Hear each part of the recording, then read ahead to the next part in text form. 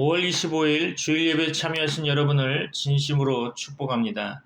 2025년도 한 해 주일 예배는 예레미야서의 메시지를 가지고 여러분과 나누고 있습니다. 매주 한 주에 한 장씩 말씀을 나누고 있는데요. 경건의 시간과 성경 필사함으로 말미암아 신앙적으로 풍성한 열매를 맺는 한 해가 되시기를 주 예수 그리스도의 이름으로 축원합니다.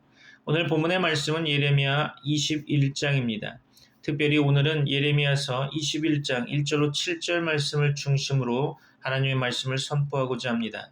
오늘 본문의 말씀 예레미야 21장 1절로 7절 말씀 제가 받들어 봉독하도록 하겠습니다. 예레미야서 21장 1절로 7절입니다. 여호와께로부터 예레미야에게 말씀이 임하니라. 시드기야 왕이 말기야의 아들 바스울과 제사장 마아세야의 아들 스바냐를 예레미야에게 보내니라. 바벨론의 느부갓네살 왕이 우리를 치니 청컨대 너는 우리를 위하여 여호와께 간구하라. 여호와께서 혹시 그의 모든 기적으로 우리를 도와 행하시면 그가 우리를 떠나리라 하니 예레미야가 그들에게 대답하되 너희는 시드기야에게 이같이 말하라.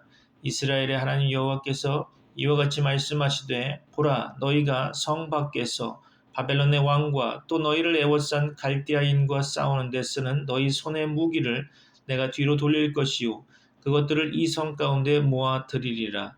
내가 든 손과 강한 팔 곧 진노와 분노와 대노로 친히 너희를 칠 것이며 내가 또 사람이나 짐승이나 이 성에 있는 것을 다 치리니 그들이 큰 전염병에 죽으리라 하셨다 하라. 여호와의 말씀이니라. 그 후에 내가 유다의 왕 시드기야와 그의 신하들과 백성과 및 이 성읍에서 전염병과 칼과 기근에서 남은 자를 바벨론의 느부갓네살 왕의 손과 그들의 원수의 손과 그들의 생명을 찾는 자들의 손에 넘기리니 그가 칼날로 그들을 치되 치근히 여기지 아니하며 긍휼히 여기지 아니하며 불쌍히 여기지 아니하리라 하셨느니라. 아멘. 선지자 예레미야는 스바냐, 하박국, 다니엘, 에스겔 선지자와 동시대 인물입니다. 그의 예언 활동은 대략 기원전 627년으로부터 580년까지 걸쳐 나타납니다. 예레미야 선지자는 요시야 왕 치세 동안 순조롭게 활동했죠. 요시야 왕은 이집트의 파라오 느고에 의해 기원전 609년에 전쟁터에서 죽음을 당하게 됩니다. 예레미야의 예언서에서는 여호와 하나님은 인내가 많고 거룩하신 분이며 심판을 늦추시고 너무 늦기 전에 그의 백성들로 회개하도록 촉구하시는 분, 그리고 하나님의 심판은 없을 것이라면서 자만하는 자들을 예레미야 예언자를 통해서 경고하시는 분으로 묘사되고 있습니다. 예레미야서를 통해 우리가 생각해 보아야 할 것은 사회적 약자를 외면한 채 교회는 하나님께서 세우셨으므로 심판받지 않는다라고 하면서 기복신앙과 자아도취에 빠지지 않았는지 반성해 보아야 할 것입니다. 또한 교회는 우리는 여호와 하나님을 섬기고 교회에 다님으로 안전하다라고 하면서 스스로 성역화해서는 안 되는 거죠. 예수님께서는 성역화되어 버린 교회에 대해 나의 교회를 도적의 소굴로 만들었다라며 책망하실 것입니다. 아울러 갈등 해소를 위해 기도해야 할 교회가 오히려 기득권을 지키기 위해 갈등을 부추기는 모습은 예레미야 시대의 종교 귀족들의 모습과 비슷한 모습으로 보여집니다. 하나님의 심판을 받지 않는 대상은 없습니다. 교회도 회개하지 않으면 하나님께 심판을 받게 됩니다. 하나님은 죄를 묵인하는 분이 아니라 예루살렘 성전과 실로 성소를 파괴하는 심판으로 유다 백성의 죄를 심판하신 정의의 하나님이심을 기억해야 할 것입니다. 오늘 말씀을 통해 하나님의 말씀을 묵상하고자 합니다. 성령의 충만함으로 말씀을 들을 때 깨달아 삶의 변화가 있기를 주 예수 그리스도의 이름으로 축원합니다. 시드기야 왕은 곤경에 처하자 예레미야 선지자에게 매우 겸손하고도 예절 바른 전가를 보냅니다. 선지자 예레미야가 여호와의 말씀으로 일러도 그의 앞에서 겸비치 않았다는 비평을 받은 자가 바로 이 시드기야 왕이었죠. 참고로 역대하 36장 11절로 12절 말씀을 보면 시드기야가 왕위에 오를 때에 나이가 21세라 예루살렘에서 11년 동안 다스리며 그의 하나님 여호와 보시기에 악을 행하고 선지자 예레미야가 여호와의 말씀으로 일러도 그 앞에서 겸손하지 아니하였으며, 그렇죠. 유다 왕 시드기야는 때때로 자신을 낮추기도 했지만 늘 겸비한 것은 아니었죠. 그는 겸손할 필요가 있을 때까지는 결코 겸손하지 않았던 자입니다. 그가 자신을 낮추었다고 해도 그것은 선지자의 조력을 원해서였겠죠. 그는 선지자의 충고를 받아들이거나 그의 권고를 받을 정도로 겸비한 것은 아니었습니다. 말씀을 접하면서 몇 가지 사실에 주목할 필요가 있다고 생각합니다. 첫째로, 시드기야 왕이 당면한 재난에 대해 주목할 필요가 있죠. 바벨론 왕 느부갓네살이 그를 쳤으니 그 땅을 침공했을 뿐만 아니라 그 도성을 공략하고 사실상 포위하고 있었습니다. 악한 날을 멀리하고 있던 자들은 그날이 엄습하면 한층 더 두려움에 사로잡히게 된다는 점을 명심하십시오. 하나님의 사역자를 업신여기던 자들도 그때에는 아마 그들과의 친분을 구하기에 급급할 것입니다. 둘째로, 시드기야 왕이 보낸 사자는 바로 바스올과 스바냐였습니다. 이러한 사람에 대해서도 주목할 필요가 있겠죠.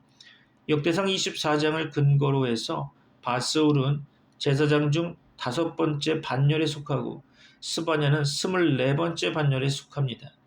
유다왕 시드기야가 이렇게 신분 높은 제사장들을 보낸 것은 나쁘지 않은 행동이라고 생각됩니다. 그러나 좀 더 나은 방법으로 차라리 그가 예레미야 선지자와 직접 회담했더라면 좋을 뻔했습니다. 그가 만약 그렇게까지 자신을 낮추었더라면 의심할 나위도 없이 선지자 예레미야는 쉽사리 그 제의에 응했을 것입니다. 아마도 이들 두 제사장은 나머지 제사장보다 더 나을 것도 없었겠죠. 그러나 왕에게서 명령을 받자 그들은 예레미야 선지자에게 정중한 왕의 천가를 가지고 갔던 것이죠. 이것은 세상적으로 보면 그 제사장들에게 있어서 위신이 손상되는 일이었고 예레미야에게는 명예로운 일이었을 것입니다. 예레미야 선지자는 어찌하여 내가 태에서 나와서 고생과 슬픔을 보며 나의 날을 부끄러움으로 보내는고 라고 고백했죠. 그러나 여기서는 그가 불평을 말할 때보다 나은 날을 보고 살았다는 것을 알 수 있습니다. 이제 그는 명망을 가진 자로 등장하게 되죠. 형편이 좋지 않을 때 언제나 요 모양 요 꼴일 거야 라고 말하는 것은 어리석은 행동입니다. 멸시받는 자들이 존경받게 될 수도 있는 거죠. 하나님을 존중히 여기는 자는 하나님께서 존중히 여기실 것이라 약속하셨고 하나님의 백성을 괴롭게 하던 자들은 그들에게 몸을 굽혀 나오리라고 약속되어 있습니다. 셋째로, 그 유다왕 시드기야가 한 말 자체를 주목할 필요가 있죠. 2절 말씀 가운데 청컨대 너는 우리를 위하여 여호와께 간구하라. 갈대아 군대가 그들의 국경을 넘어 침입하고 그들의 심장부로 진격하자 그들은 결국 예레미야가 진정한 선지자라고 확신하게 되었을 것입니다. 그들은 이 점을 시인하고 싶지는 않았겠지만 또 너무 늦게 깨달았다고는 하지만 하여튼 예레미야 선지자를 참 선지자로 믿지 않을 수 없었을 것입니다. 이런 확신이 서자 유다왕 시드기야와 그가 보낸 제사장들은 그 예레미야 선지자를 통해서 하나님과 화해하기를 소원했을 것입니다. 이는 예레미야 선지자가 다른 어느 선지자들도 갖지 못한 세력을 하늘에서 행사할 수 있다고 믿었기 때문이겠죠. 다른 선지자들은 평강에 대한 희망을 믿기로 그들을 안심시키기에만 급급했습니다. 이제 유다왕 시드기야와 당시 제사장들이 예레미야 선지자를 이용하려는 목적이 드러나게 되죠. 첫째로, 자기들을 위해 하나님의 뜻을 진단해 주도록 요청한 것입니다. 우리를 위하여 여호와께 간구하라 라는 본문 2절의 말씀은 이렇게도 해석할 수 있겠죠. 우리를 위하여 여호와께 문의하라. 그리고 이어서 시드기야 왕의 의중은 지금까지 우리가 취한 모든 대책은 전부 수포로 돌아갔으므로 현재의 상황에서 우리가 어떤 경로를 밟아야 하는지 그분께 물어보라 라는 의미가 내포되고 있었을 것입니다. 은혜의 지시는 죄에서 벗어날 수 있는 방법을 가르쳐 주죠. 그럼에도 불구하고 하나님의 은혜로운 지시를 받아들이려 하지 않은 자들은 자기 고난에서 벗어나기 위해 하나님의 지시를 감사하게 받아들여야 한다는 것을 명심해야 할 것입니다. 유다왕 시드기야와 당시 제사장들이 예레미야 선지자를 이용하려는 목적은 두 번째로 자기들을 위해 하나님의 은총을 구해주도록 요청하는 것이 없습니다. 우리를 위하여 여호와께 간구하라. 하나님께 우리를 위한 중재자가 되라. 그런 거죠. 아무런 어려움이 없다고 해서 하나님의 백성과 사역자들의 기도를 무시하는 자들이 있습니다. 그러나 그들도 곤경에 처하게 되면 하나님의 백성과 사역자들의 기도를 감사하게 될지도 모르죠. 마태복음 25장 8절 말씀, 너희 기름을 우리에게 나눠달라. 그들이 즐겨 소망한 바는 여호와께서 우리 열조를 위해 베푸신 그 모든 기사로 우리를 도와 행하시면 원수가 포위를 풀고 우리에게서 떠나리라 라는 것이죠. 몇 가지 사실을 좀 더 세밀하게 살펴보고자 합니다. 유다 왕과 제사장들의 모든 관심사는 하나님과의 화목과 화해가 아니라 지금 현재 당하고 있는 환란을 피하는 것이었습니다. 그들의 목적은 우리 원수가 우리를 떠나리라 라는 것이었죠. 이와 같이 성경 구약의 애굽왕 바로도 하나님이 주신 재앙 가운데 여호와께 구하여 이 죽음만을 내게서 떠나게 하라 라고 모세와 아론에게 명령했었죠. 유다의 모든 희망은 하나님께서 과거 예루살렘을 구원하실 때 기적을 베푸셨다는 데 있었습니다. 그렇죠. 우리가 역대하에서 읽을 수 있듯이 아수르의 왕 사네립이 예루살렘을 포위했을 때 하나님께서는 이사야의 기도를 들으시고 그 성을 구원하셨습니다. 그래서 유다 왕 시드기야와 그 백성들은 그 하나님께서 전에 행하셨듯이 예레미야 선지자의 기도를 들으시면 분명히 바벨론의 포위자들을 멸하실 수 있다고 생각했을 것입니다. 그러나 그들은 시드기야 왕과 히스기야 왕의 차이점을 전혀 고려하지 않고 있다는 거죠. 히스기야 왕 당시에는 왕 이하 백성들이 전체적으로 삶을 개선하여 경건함을 가졌지만 이 시드기야 왕 시절에는 모두가 부패하고 타락했음을 우리는 알 수 있습니다. 지금의 예루살렘은 그때의 정반대의 상황인 거죠. 불의를 고수하고 있으면서도 하나님께서 회개하는 자들에게 행하신 것 같이 불의한 자들에게도 행하여 주시라고 생각하는 것은 어리석은 생각이죠. 자, 말씀을 이어서 유다왕 시드기야가 제사장들을 통해 예레미야 선지자에게 전달한 이 전갈에 대해 하나님은 선지자 예레미야를 통해 아주 놀랍고도 신랄한 응답을 보내십니다. 만일 예레미야가 이 전갈에 직접 대답했다고 한다면 그는 이 전갈이 선한 의도를 다소 표시하는 것으로 낙관해서 위로의 답변을 했을 것입니다. 예레미야 선지자는 재앙의 날을 원치 않았기 때문에 시드기야 왕의 이 전갈을 극히 선의로 해석했을 것입니다. 그러나 하나님께서는 예레미야 선지자보다 그들의 심정을 더 잘 알기에 위로의 말이라고는 한마디도 없는 대답을 들려주셨죠. 하나님은 이스라엘 백성, 이스라엘 하나님 여호와의 이름으로 그들에게 대답하시는데 이것은 몇 가지 사실을 암시하고 있습니다. 즉 하나님께서는 이스라엘의 하나님으로 부르는 것을 허용하셨고 과거에 이스라엘을 위해 크나큰 일들을 행하셨을 뿐만 아니라 그들과 맺은 언약으로 인해 아직도 그들을 위해 큰 일을 예비하시고 계십니다. 그럼에도 불구하고 이런 사실들은 당시 세대에게는 아무런 도움이 되지 못한다는 거죠. 그들에 대한 하나님의 처리 태도는 그들과의 관계를 단절하는 것이나 다름없어 보입니다. 여기에서 예고되는 것을 몇 가지 살펴보면 첫째로 하나님께서는 신변보장을 위한 그들의 모든 노력을 무효화시키실 것이며 무익하게 만드실 것입니다. 4절 말씀 볼까요?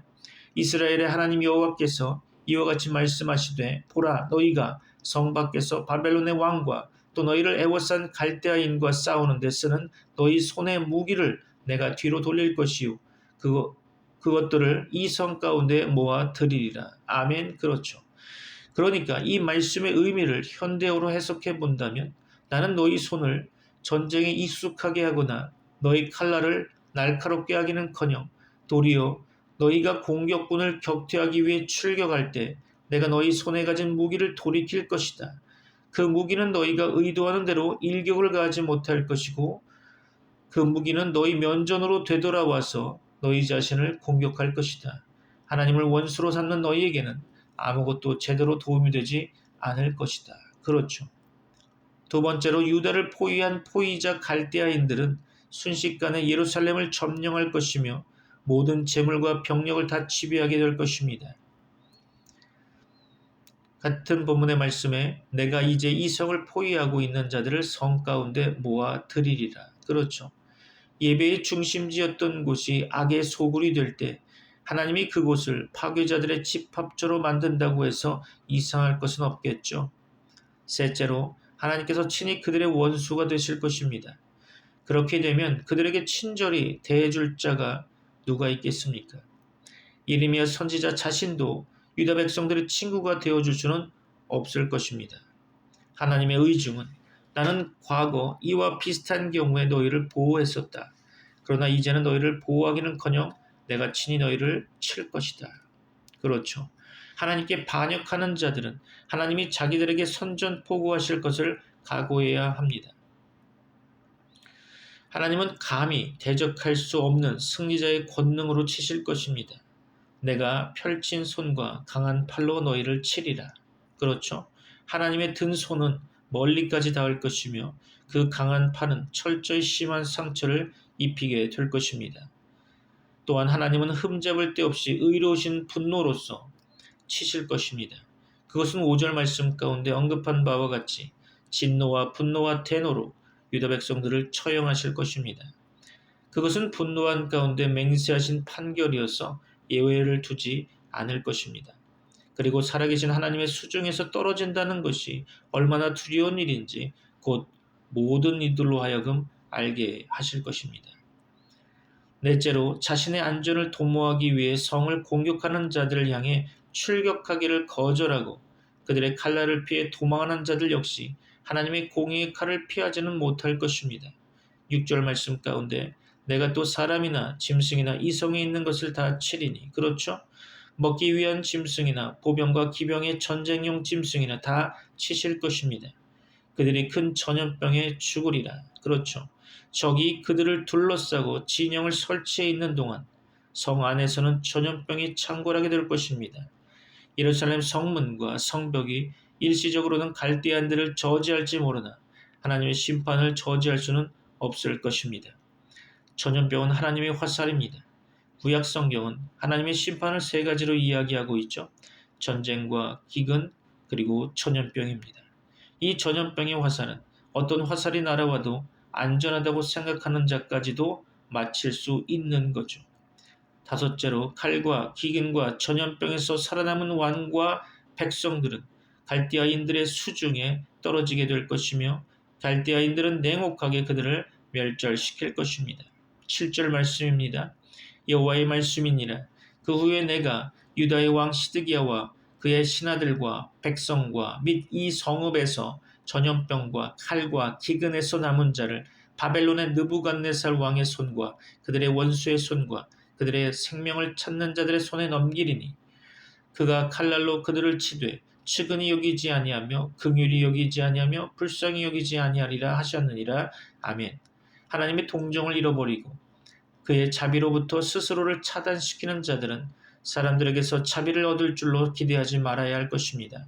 이처럼 법은 이미 발효되었으니 예레미야 선지자가 그들을 위해 여호와께 간구한들 무슨 소용이 있겠습니까? 말씀을 마무리하려고 합니다. 결단의 시간이 되시기를 바랍니다. 유다 왕 시드기야는 사람을 보내어 예레미야 선지자에게 바벨론 왕 느부갓네살이 우리를 치고 있으니 청하건대 너는 우리를 위하여 여호와께 간구하라. 여호와께서 혹시 그 모든 기사로 우리를 도와 행하시면 그가 우리를 떠나리라 라고 말했죠. 그러나 그때 하나님께서는 예레미야에게 그들이 바벨론 군대를 이기지 못하고 도리어 하나님께서 크게 노하심으로 그들을 치실 것이며 예루살렘 성에 거주하는 사람들과 짐승들이 다 전염병과 기근으로 죽고 유다 왕과 그 신하들과 남은 자들은 바벨론 군대의 칼에 죽을 것이라고 말씀하셨습니다. 바벨론 군대의 침공과 유다의 멸망은 그들의 죄악에 대한 하나님의 진노로 인함이었죠. 유다의 군대와 무기는 아무 소용이 없게 되었습니다. 말씀을 정리하면 하나님께서는 자신이 사랑하는 이스라엘 백성이라도 그들이 악을 행할 때 그분의 편 손과 강한 팔로 진노와 분노와 대노로서 그들을 치실 것입니다. 그분은 원수들의 칼로 그 사랑하는 백성들을 치실 것이며 기근과 큰 전염병으로 치실 것입니다. 그들은 큰 재앙을 피할 수 없을 것입니다. 우리는 하나님의 진노를 두려워해야 할 것입니다. 그런데 먼저 우리는 하나님께서 우리를 사랑하신 사실에 집중해서 신앙생활을 해야 하겠죠. 하나님은 인간과 언약하시고 자신의 형상으로 지은 인간을 사랑하셔서 하나님의 독생성자 예수 그리스도를 이 땅에 보내시고 그에게 모든 인류의 죄를 담당시키셨습니다.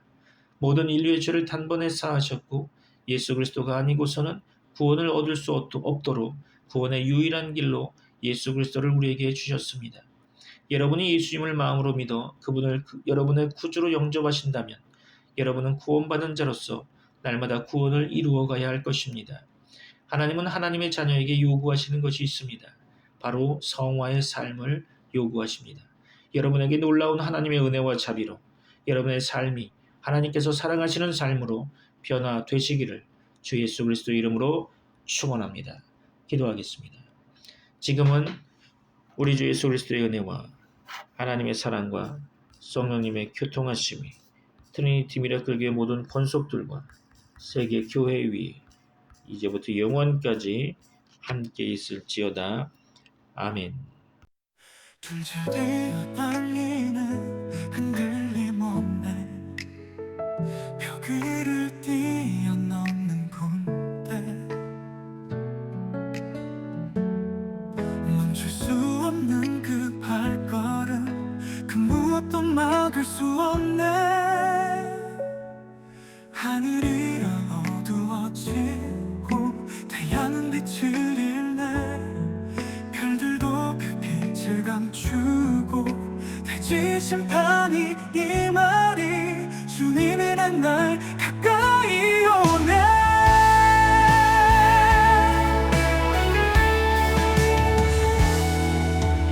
마주보며 나가도 길에서 서로 미치지 않네. 모든 반어도 무너지고 그들 앞엔 저항이 없네. 하늘이 어두워지고 태양은 빛을 잃네. 별들도 그 빛을 감추고 대지 심판이 이 말이 주님의 날 가까이 오네. 마주보며도 삶들이 흔들리네. 주님의 군대가 나가리 세상을 뒤덮는 그날에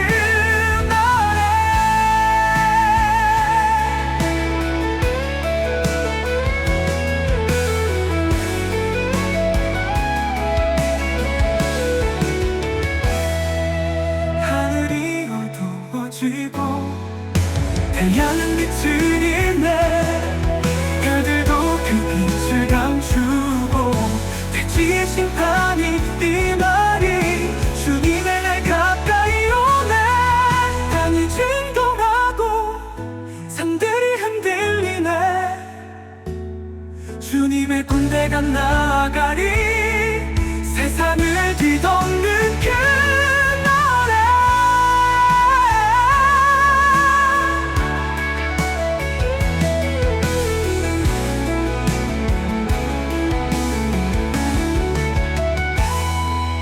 하늘이 어두워지고 태양은 빛을 잃네. 별들도 그 빛을 감추고 대지 심판이 이 말이 주님의 날 가까이 오네. 하늘이 진동하고 산들이 흔들리네. 주님의 군대가 나가리 세상을 뒤덮는 그날에.